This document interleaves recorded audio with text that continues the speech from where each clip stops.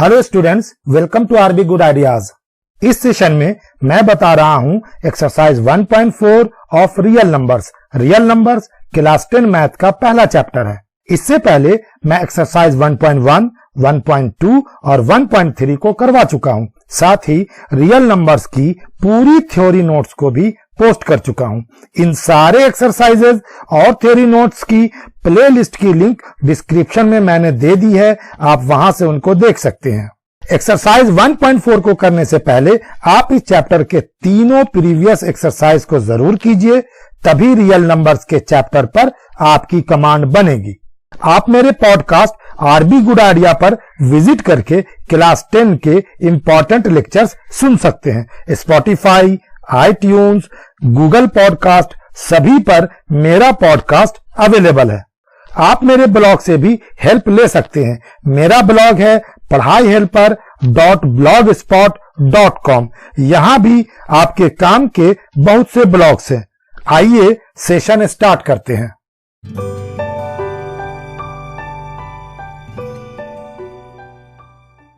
Question number 1 है, without actually performing the long division, state whether the following rational numbers will have a terminating decimal expansion or a non-terminating repeating decimal expansion। इस question में आपको long division के process को perform नहीं करना है, use नहीं करना है। डिवीजन के मेथड को यूज किए बिना आपको क्वेश्चन नंबर 1 में दिए हुए सारे रैशनल नंबर्स को एक एक करके चेक करना है और यह बतलाना है कि इनमें से किन रैशनल नंबर्स के डेसिमल एक्सपेंशन टर्मिनेटिंग है और किन रैशनल नंबर्स के decimal expansion non terminating repeating है। रिपीटिंग के लिए एक और टर्म आता है रिकरिंग। क्वेश्चन नंबर 1 का पहला क्वेश्चन है 13/3125। 13 न्यूमरेटर है और 3125 डिनोमिनेटर है। अब हम लोग इसका सॉल्यूशन देखते हैं। 13 और 3125 दोनों आपस में एक दूसरे से नहीं कट रहे हैं और कोई ऐसी नंबर भी नहीं है जो कि 13 को और 3125 को काट रही हो, डिवाइड कर रही हो। इसका यह मतलब हुआ कि 13 और 3125 आपस में को प्राइम है। तब फिर ऐसी हालत में हम लोग आगे कैंसिल नहीं करेंगे, सीधे 3125 का जो कि इस क्वेश्चन का डिनोमिनेटर है उसका हम लोग फैक्टराइजेशन करेंगे प्राइम फैक्टराइजेशन के मेथड से। 3125 5 से डिवाइड होता है 625 बार में, 625 टाइम्स में। 625 भी 5 से डिवाइड होता है, फैक्टराइज होता है 125 बार में। 125 भी 5 से डिवाइड होता है 25 बार में। फिर 25 जो है वो भी 5 से डिवाइड होता है 5 बार में और 5 जो है वो 5 से डिवाइड होता है 1 बार में। इस तरह से 3125 पूरी तरह से फैक्टराइज हो गया। अब हम लोग इसको आगे सॉल्व करेंगे। सबसे पहले हम लोग लिखेंगे डिनोमिनेटर, उसके बाद इक्वल टू का साइन देंगे और जो डिनोमिनेटर का वैल्यू है 3125 उसको लिखेंगे। 3125 जो है वो 5 से 5 बार में डिवाइड हुआ था, इसलिए हम लोग लिखेंगे 5 को 5 बार, यानी 5 into 5 into 5 into 5 into 5। तो 5 यहां पर 5 बार आ रहा है, इसलिए हम लोग अगले स्टेप में इसको पावर नोटेशन में लिखेंगे 5 to the power 5। अब चूंकि यहां पर सिर्फ 5 आ रहा है, उसके अलावा कोई भी नंबर नहीं आ रही है, तो फिर हमें आगे में एक 1 को जनरेट करना पड़ेगा, क्रिएट करना पड़ेगा। जब भी प्राइम फैक्टर करने के बाद आपके पास सिर्फ 5 आए या आपके पास ओनली 2 आए, तो फिर आपको वहां पर 1 जनरेट करना होगा। अगले स्टेप में हम लोग 1 के बदले में लिखेंगे 2 पर पावर 0 इंटू दे करके 5 पर पावर 5। अब हम लोग यहां पर 2 पर पावर 0 क्यों लिखेंगे? क्योंकि अगर डेसिमल एक्सप्रेशन टर्मिनेटिंग होना चाहिए तो उसके लिए जो है वो प्राइम फैक्टर का जो फॉर्मेट होना चाहिए वो 2 पर पावर n इंटू 5 पर पावर m के फॉर्मेट में आना चाहिए। तो याद रखना है, अगर सिर्फ 5 आए तो भी आपको 1 को जनरेट करना है और फिर उसको 2 पर पावर 0 में कन्वर्ट करना है, या फिर प्राइम फैक्टर करने के बाद सिर्फ 2 आए तो भी आपको 2 के पीछे में 1 को जनरेट करना है और फिर उसके बदले में आपको 5 पर पावर 0 को जनरेट करना है। इस प्रोसेस को याद रखना है। ये दोनों कंडीशन तभी होगी जब ओनली 2 आए या फिर ओनली 5 आए। तो हम लोगों ने यहां पर देखा कि ये जो 3125 को हम लोगों ने प्राइम फैक्टराइज किया, उसका यानी जो डिनोमिनेटर है वो फॉर्म 2 पर पावर n 5 पर पावर m के फॉर्मेट में है, जहां के n का वैल्यू 0 है और m का वैल्यू 5 है। याद रखिए 2 के ऊपर जो पावर आएगा वो n का वैल्यू होगा और 5 के ऊपर जो पावर आएगा वो m का वैल्यू होगा। यहां n का वैल्यू 0 है और m का वैल्यू 5 है। thus 13/3125 has a terminating decimal expansion। चूंकि यहां पर डिनोमिनेटर का फॉर्म 2 पर पावर n 5 पर पावर m के फॉर्म में है, इसलिए 13/3125 का डिसिमल एक्सपेंशन टर्मिनेटिंग होगा। अब हम लोग क्वेश्चन नंबर 2 में चलते हैं। 1 का क्वेश्चन नंबर 2 है 17/8, जहां 17 न्यूमरेटर है और 8 डिनोमिनेटर है। 17 और 8 में भी आपस में कोई भी कॉमन फैक्टर नहीं है, कोई भी ऐसा नंबर नहीं है, कोई भी ऐसी प्राइम नंबर नहीं है जो कि 17 को और 8 को काट रही हो, इसलिए 17 और 8 भी आपस में को प्राइम है। अब इसके बाद हम लोग 8 को प्राइम फैक्टराइजेशन के प्रोसेस से फैक्टराइज करेंगे। 8 2 से डिवाइड होता है 4 बार में, फिर 4 2 से डिवाइड होता है 2 बार में, फिर 2 से डिवाइड होता है 1 बार में। अगले स्टेप में हम लोग उसी तरह से क्वेश्चन नंबर 1 के स्टेप को फॉलो करेंगे, लिखेंगे डिनोमिनेटर इज इक्वल टू 8, फिर 8 के जो प्राइम फैक्टर्स थे उसको लिख देंगे, यानी 2 इंटू 2 इंटू 2। उसके बाद 2 को पावर के नोटेशन में 2 पर पावर 4 लिखेंगे। तो यहां पर देख रहे हैं ओनली 2 आ रहा है, तो अगले स्टेप में हम लोग लिखेंगे 2 पर पावर 4 और उसके पीछे में एक 1 जनरेट करेंगे। फिर 1 के बदले में हम लोग लिखेंगे 5 पर पावर 0 और उसके बाद तब हम लोग अगले स्टेप में जाएंगे, denominator is of the form 2 पर पावर n इंटू 5 पर power m, where n is equal to 4 and m equal to 0। thus 17/8 has a terminating decimal expansion। Question solve हो गया। 1 का थर्ड क्वेश्चन 64/455, 64 न्यूमरेटर और 455 denominator. देख चुके कि 64 और 455 आपस में को प्राइम है। अब हम लोग डिनोमिनेटर यानी 455 का फैक्टराइजेशन करेंगे। 455 5 से कटता है, फैक्टराइज होता है 91 बार में। 91 7 से फैक्टराइज होता है 13 बार में और 13 से 13 फैक्टराइज होता है 1 बार में। इसलिए अब हम लोग लिखेंगे डिनोमिनेटर इज इक्वल टू 455 और फिर उसके बदले में लिखेंगे अगले स्टेप में 5 इंटू 7 इंटू 13 जो कि इसके फैक्टर्स हैं। अब यहां पर हम लोग देख रहे हैं कि 5 आ रहा है लेकिन 2 नहीं आ रहा, बल्कि 2 के बदले में 7 और 13 दो नई प्राइम नंबर्स आ जा रही हैं। तो इसका यह मतलब हुआ कि denominator is not of the form 2 पर पावर n इंटू 5 पर power m। thus 64/455 has a non-terminating repeating decimal expansion। 1 का फोर्थ क्वेश्चन 15/1600, 15 और 1600 दोनों 5 से डिवाइड हो रहे हैं। 15 न्यूमरेटर है और 1600 डिनोमिनेटर है। 15 भी 5 से 3 बार में डिवाइड हो रहा है और 1600 भी 5 से 320 बार में डिवाइड हो रहा है। तो हम लोग पहले काट करके इसके बाद क्वेश्चन को हम लोग सिंपल फॉर्म में लिखेंगे। उसके बाद जैसे स्टेप फॉलो करते हैं वैसे ही स्टेप हम लोग फॉलो करेंगे। 3 and 320 have no common factors, so 3 and 320 are coprime. अब इसके बाद जो हमारा नया डिनोमिनेटर है 320, हम लोग उसको फैक्टराइज करेंगे। 320 2 से फैक्टराइज होता है 160 बार में, 160 2 से फैक्टराइज होता है 80 बार में। 80 2 से फैक्टराइज होता है 40 बार में, 40 2 से फैक्टराइज होता है 20 बार में, और 20 2 से फैक्टराइज होता है 10 बार में, 10 2 से फैक्टराइज होता है 5 बार में, और 5 से फैक्टराइज होता है 1 बार में।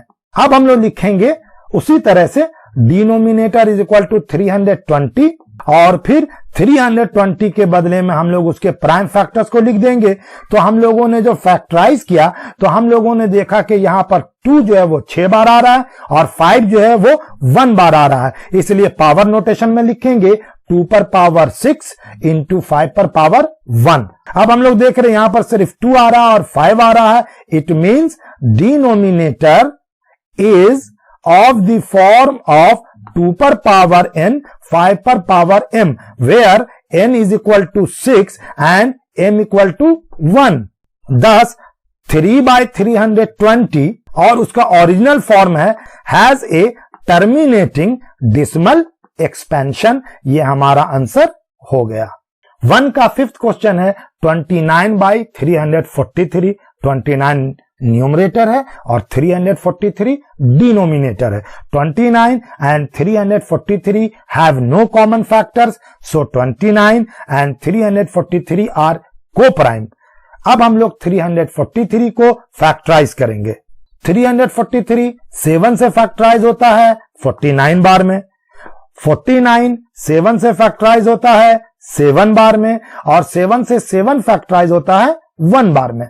अब हम लोग लिखेंगे डिनोमिनेटर इज 343। अगले स्टेप में 343 के जो प्राइम फैक्टर्स हैं उसको लिख देंगे, यानी 7 इंटू 7 इंटू 7, 3 बार में 7 से कट रहा था उसे लिख देंगे। उसके बाद 7 को पावर नोटेशन में कन्वर्ट करेंगे तो आएगा 7 पर पावर क्यूब। तो यहां पर हम लोगों ने देखा कि 343 जो हमारा डिनोमिनेटर था वो not in the form of 2 पर पावर n 5 पर पावर m, यहां पर ना तो 2 आ रहा है और ना 5 आ रहा, बल्कि उसके बदले में कोई दूसरी प्राइम नंबर आ रही है जो कि यहां पर 7 है। Therefore 29 by 343 has non-terminating repeating decimal expansion। 1 का 6th क्वेश्चन है 23 by 2 पर power cube into 5 square. Process वैसे ही हम लोग फॉलो करेंगे, पावर के चक्कर में हम लोग नहीं फंसेंगे, कंफ्यूज नहीं होना है। 23 न्यूमरेटर है, 2 पर power cube into 5 square denominator है।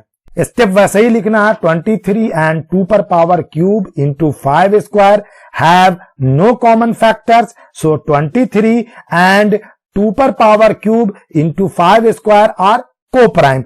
चूंकि यहां पर डिनोमिनेटर पहले से ही आपको फैक्टराइज करके दिया हुआ है, इसलिए आपको इसको फैक्टराइज करने के प्रोसेस में नहीं फंसना है। हम सीधे बनाएंगे हम लोग डिनोमिनेटर इक्वल टू 2 पर पावर क्यूब इंटू 5 स्क्वायर।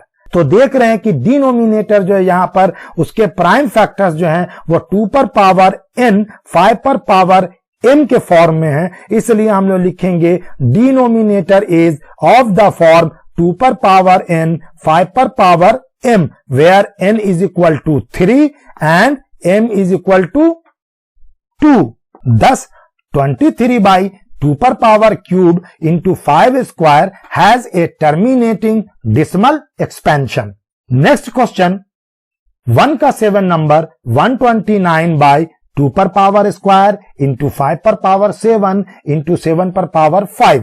यहां पर भी न्यूमरेटर 129 है और डिनोमिनेटर जो है वो है 2 स्क्वायर इंटू 5 पर पावर 7 इंटू 7 पर पावर 5, जो कि प्राइम फैक्टर्स के फॉर्म में दिया हुआ है। इसलिए हम लोगों को यहां पर भी आगे जाकर के प्राइम फैक्टराइजेशन के प्रोसेस को फॉलो नहीं करना है। 129 and 2 square into 5 पर पावर 7 into 7 पर power 5 have no common factors, इसलिए ये दोनों आपस में को प्राइम है। अब हम लोग लिखेंगे denominator equal to 2 square into 5 पर पावर 7 इंटू 7 पर पावर 5। यहां पर जो डिनोमिनेटर के जो प्राइम फैक्टर्स लिखे हुए हैं उसमें 2 आ रहा है, गुड, 5 भी आ रहा है, ठीक है, लेकिन उसके अलावा एक वो नंबर आ रही है जो कि अलाउड नहीं है, यानी 7 आ रही है। देयरफॉर हम लोग लिखेंगे कि denominator is not of the form 2 पर पावर n 5 पर power m। thus 129 by 2 square into 5 पर पावर 7 into 7 पर power 5 has non-terminating, repeating, decimal expansion। 1 का 8th क्वेश्चन है 6 by 15। 6 न्यूमरेटर है, 15 डिनोमिनेटर है। 6 और 15 दोनों 3 के टेबल से कट रहे हैं, इसलिए हम लोग यहां पर 6 को और 15 को पहले 3 से काटेंगे। 3 से 6 कटेगा 2 बार में और 15 कैंसिल होगा 5 बार में। उसके बाद हम लोगों ने 6 by 15 को सिंपल फॉर्म में लिख लिया 2 by 5। अब यहां से हम लोग पुराना प्रोसेस फॉलो करेंगे। 2 and 5 have no common factors.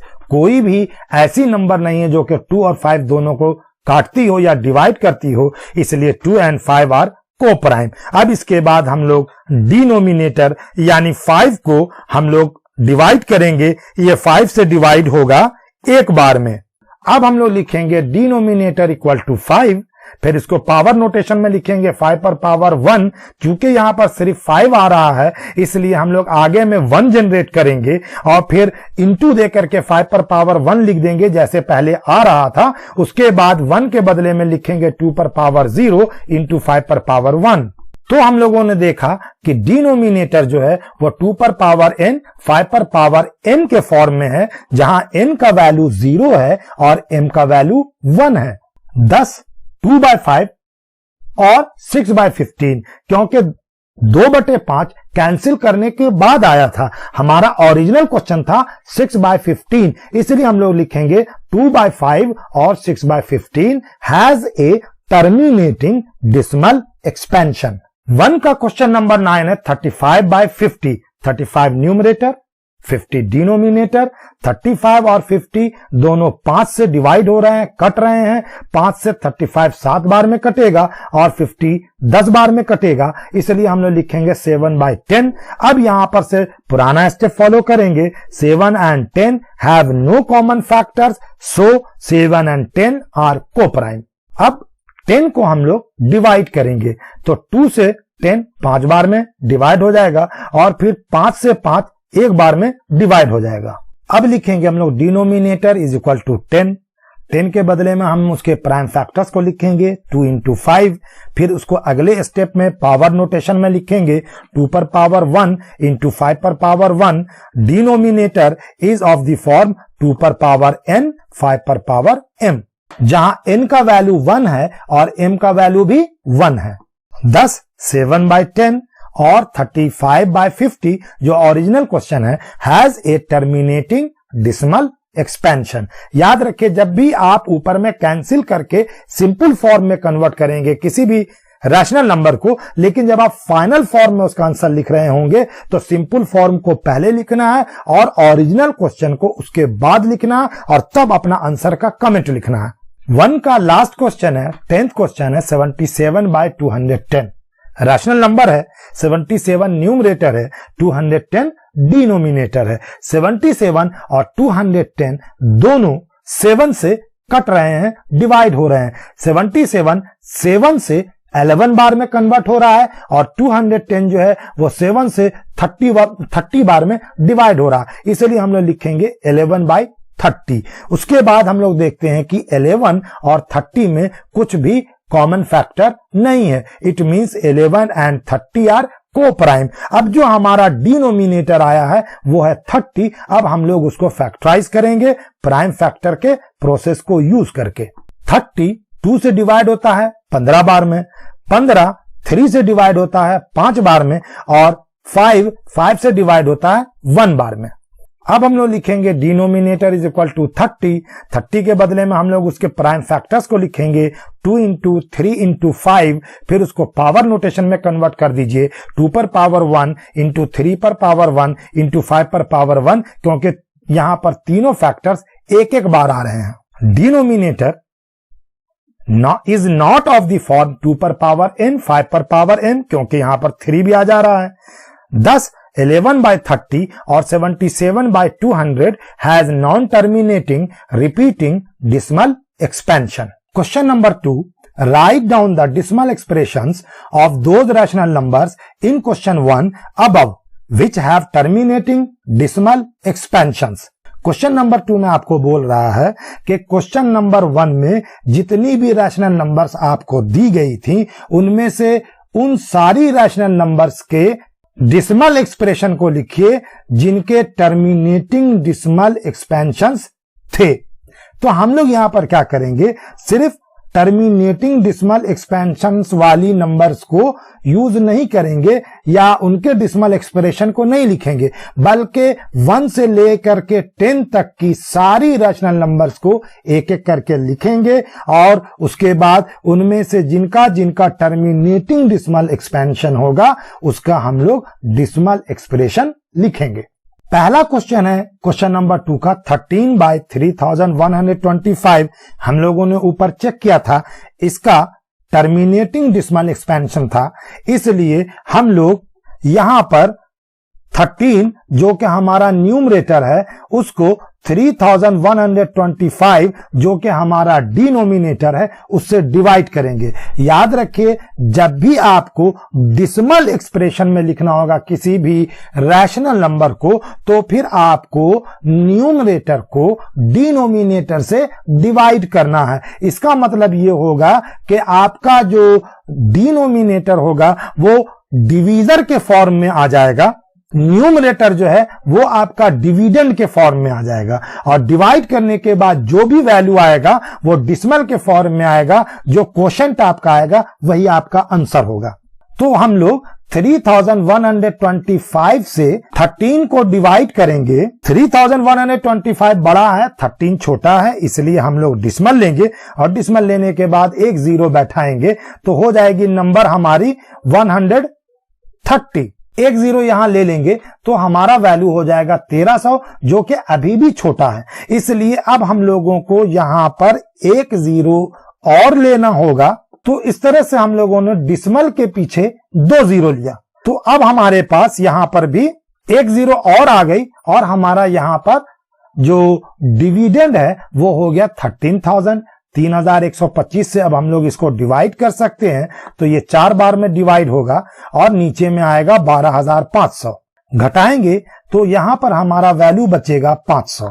फिर जैसे हम लोग डिवाइड करते हैं वैसे ही हम लोग सिंपली डिवाइड करते चले जाएंगे और लास्ट में हम लोग देखते हैं कि 3125 से 6 बार में पूरा डिवाइड हो जाता है और हमारे पास जीरो बचता है। तो अब हम लोग आंसर लिखेंगे 13/3125 इज इक्वल टू 0.00416। ये हमारा आंसर है जो ऊपर डिवाइड करने के बाद आया, उसे लिखेंगे और उसको अंडरलाइन कर देंगे। अंडरलाइन करने से हमारे कॉपी पर प्रेजेंटेशन थोड़ा अच्छा होता है और हम लोग चूंकि सीबीएसई के क्लास 10 के स्टूडेंट हैं या आईसीएसई के क्लास 10 के स्टूडेंट हैं तो इन सारे प्रैक्टिसेस को हम लोगों को फॉलो करना चाहिए। नेक्स्ट क्वेश्चन 17/8 जहां 17 न्यूमरेटर है, 8 डिनोमिनेटर है, हम लोगों ने ऊपर चेक किया था, इसका भी टर्मिनेटिंग डिसिमल एक्सपेंशन है, दैट इज वाई हम लोग लिखेंगे 17/8 has a terminating decimal expansion. उसके बाद डिनोमिनेटर से न्यूमरेटर को डिवाइड करेंगे। न्यूमरेटर है हमारा 8 जो कि यहां पर डिवीजर का काम करेगा। 17 हमारा न्यूमरेटर है जो कि हमारे लिए डिविडेंड है। 8 से 17 को हम लोग डिवाइड करते हैं तो वो डिवाइड हो जाता है 2.125 बार में। इस तरह से हम लोगों ने डिवाइड कर लिया। सारा स्टेप आपको स्क्रीन पर दिख रहा है। डिवाइड करने आपको डिसिमल के फॉर्म में कन्वर्ट करने में आपको तो आता ही होगा, इसलिए ज्यादा मैं उसमें डीप में नहीं जाऊंगा। क्वेश्चन उतारेंगे 17/8 इक्वल टू, उसके बाद आंसर लिखेंगे 2.125 अंडरलाइन करेंगे और आंसर हमारा यहीं पर फाइनल हो जाएगा। क्वेश्चन नंबर 3 है 64/455। 64 न्यूमरेटर है, 455 डिनोमिनेटर है। यह क्वेश्चन रैशनल नंबर का है। हम लोगों ने जब ऊपर में चेक किया था तो 64/455 has a non terminating repeating decimal expansion का आंसर आया था। इसलिए हम लोगों ने जब यहां पर देखा कि इसका decimal expansion non terminating repeating होगा, इसलिए हम लोग डिवाइड नहीं करेंगे। इस क्वेश्चन को फर्दर आगे हम लोग सॉल्व नहीं करेंगे, बस इतना सा सेंटेंस लिख करके क्वेश्चन को लीव कर देंगे और नेक्स्ट क्वेश्चन में मूव करेंगे। फोर्थ क्वेश्चन 15/1600, 15 न्यूमरेटर, 1600 1600 डिनोमिनेटर है। हम लोगों ने ऊपर चेक किया था टर्मिनेटिंग डिसिमल एक्सपेंशन, इसका फॉर्म आ रहा था, तो हम लोग डिनोमिनेटर से न्यूमरेटर को डिवाइड करेंगे। डिवाइड हम लोग कैसे कर रहे हैं यह आपको स्क्रीन पर दिखाई दे रहा है, आप कॉपी में चेक कर सकते हैं, प्रैक्टिस कर सकते हैं। 1600 से हम लोग यहां पर डिवाइड कर रहे हैं 15 को। रिक्वायरमेंट पढ़ने पर हम लोग डिसिमल भी बैठा रहे हैं और उस पर भी जब हमारी रिक्वायरमेंट पूरी नहीं हो रही है तो हम लोग एक्स्ट्रा जीरो और ले रहे हैं। याद रखिए डिसिमल के बाद हम लोग हर स्टेप में ओनली 1 जीरो ही ले सकते हैं। अगर उससे ज्यादा जीरो लेने की जरूरत होती है तो फिर हम लोग सबसे पहले क्वोशेंट में जीरो बैठाते हैं। जितना जीरो हम लोग क्वोशेंट में एक्स्ट्रा बैठाएंगे उतना ही जीरो हम लोग डिविडेंड के साथ जोड़ सकते हैं। उसी तरह से जोड़ते चले जाएंगे और डिवाइड करते चले जाएंगे।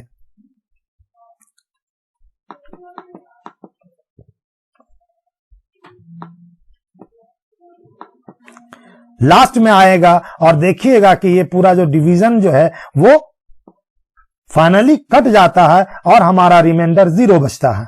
तो अब हम लोग आंसर लिखेंगे 15/1600 इक्वल टू 0.009375। फिफ्थ क्वेश्चन है हमारा 29/343। हम लोगों ने जब ऊपर चेक किया था तो 29/343 का आंसर आया था non terminating repeating decimal expansion, यानी कि ये टर्मिनेटिंग डिसिमल एक्सपेंशन नहीं है ये वाला क्वेश्चन, ये वाली रैशनल नंबर। इसलिए हम लोगों को आगे नहीं चलना है, डिवाइड नहीं करना है, बस इतना सा सेंटेंस लिख देना है और अगले क्वेश्चन को सॉल्व करने में लग जाना है।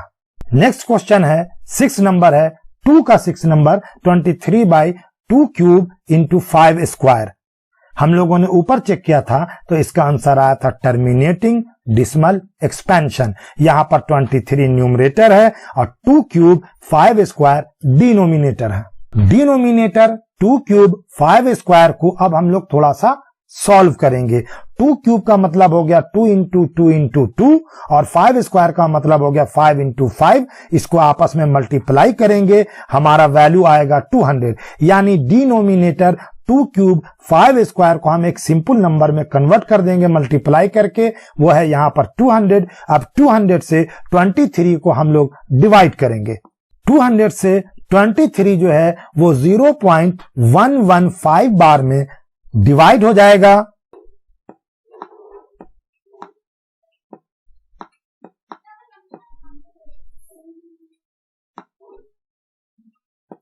और रिमाइंडर बचेगा हमारा 0। इसलिए अब हम लोग सीधे फाइनल आंसर लिखेंगे। हमारा क्वेश्चन था 23/2 क्यूब इंटू 5 स्क्वायर, जिसको हम लोगों ने कन्वर्ट करके बनाया था 23/200, वो लिखेंगे। उसके बाद जो डिवाइड करने पर हमारा आंसर आया था 0.115, उसको लिखेंगे और अंडरलाइन कर लेंगे। फाइनल आंसर हमारा यही हो जाएगा।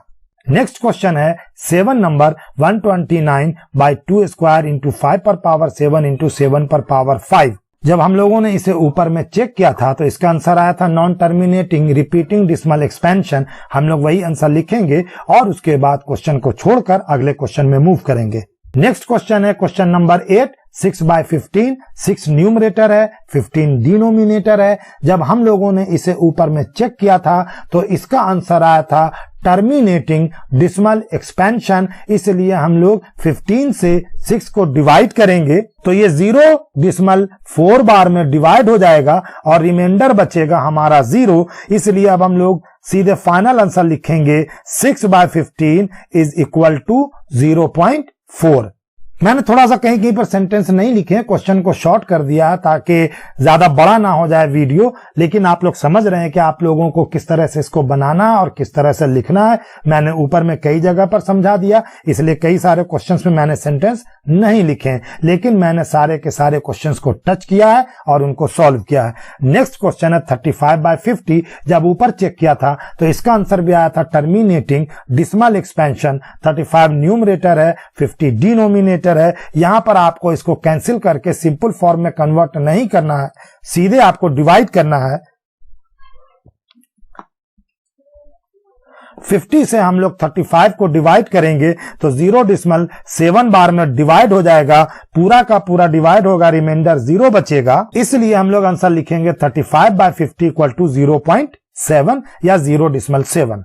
क्वेश्चन नंबर 2 का 10th क्वेश्चन है 77/210। जब हम लोगों ने इसे ऊपर में चेक किया था तो हम लोगों ने देखा था कि इसका जो वहां पर फाइनल स्टेटमेंट आया था वो था non terminating repeating decimal expansion, यानी नॉन टर्मिनेटिंग और रिपीटिंग डिसिमल एक्सपेंशन है।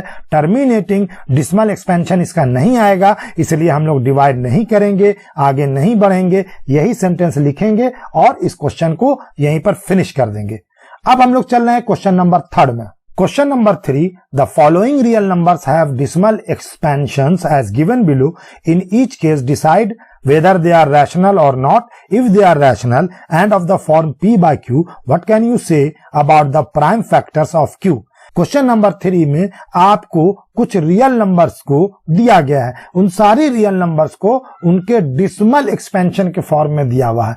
आपको हर एक रियल नंबर को चेक करना है और यह बतलाना है कि क्या वो रैशनल नंबर हैं या नहीं है। अगर वो रैशनल नंबर हैं और उनको P by Q के फॉर्म में लिखा जा सकता है तो आपको यह बतलाना है कि Q के प्राइम फैक्टर्स जो होंगे तो वो क्या होंगे।